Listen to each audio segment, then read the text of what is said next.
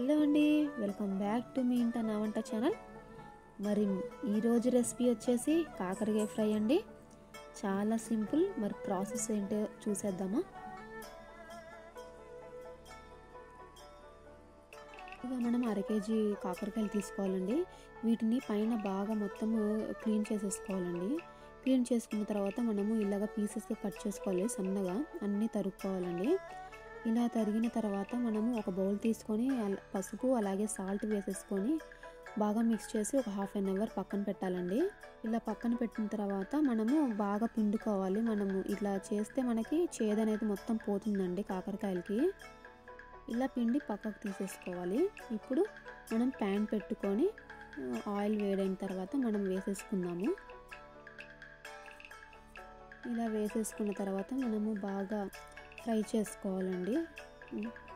Brown కలర్లోకి వచ్చేంత వరకు వేగేలోపు మనం కారం ఎలా ప్రిపేర్ చేసుకోవాలో చూద్దాము. ముందుగా వెల్లుల్లి రెబ్బలు అలాగే జీలకర్ర కారం సరిపడా వేసేసుకోవాలండి.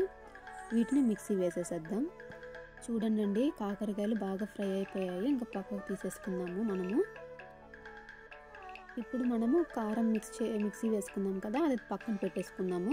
అలాగే పప్పుల పౌడర్ వేసుకోవాలండి. పప్పులు వేసేసుకుందాం. సరిపడా పప్పులు వేసేసుకొని అవి బాగా మెత్తగా మిక్స్ చేసేసేయడమే.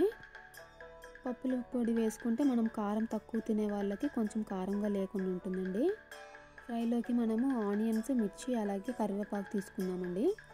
ఇప్పుడు పోపు గింజలు వేసేసుకొని మనము బాగా ఫ్రై చేసేసుకుందాము.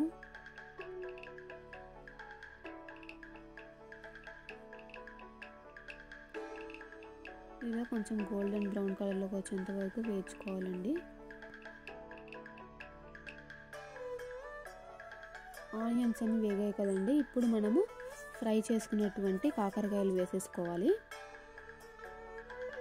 ఇలా ఒక 2 మినిట్స్ ఉంచేసి మనము ఏదైతే మనం వెల్లుల్లి కారం ప్రిపేర్ చేసుకున్నామో అది వేసేసుకుందామండి. మీకు ఎంత సరిపడా కావాలంటే అంత వేసేసుకోవచ్చు అనమాట. ఇప్పుడు కొంచెం పప్పుల పొడి వేసేసుకుందాము. మొత్తం మిక్స్ చేసుకోవాలండి బాగా. ఇలా వేసేసుకొని ఒక 2-3 మినిట్స్ ఉంచేసి మనము సర్వ్ చేసుకోవడమేనండి. చూసారు కదా, చాలా సింపుల్ కదా కాకరకాయ ఫ్రై. చూసారు కదండి, చాలా సింపుల్ కదా. మీరు కూడా ఒకసారి ట్రై చేయండి. ట్రై చేసి ఎలా ఉందో, మీకు ఎలా వచ్చిందో కామెంట్లో చెప్పండి. అలాగే ఈ వీడియో కనుక మీకు నచ్చినట్లయితే లైక్ చేయండి, షేర్ చేయండి, కామెంట్ చేయండి. మరిన్ని మంచి వీడియోస్ కోసం ఛానల్ని సబ్స్క్రైబ్ చేసుకోండి.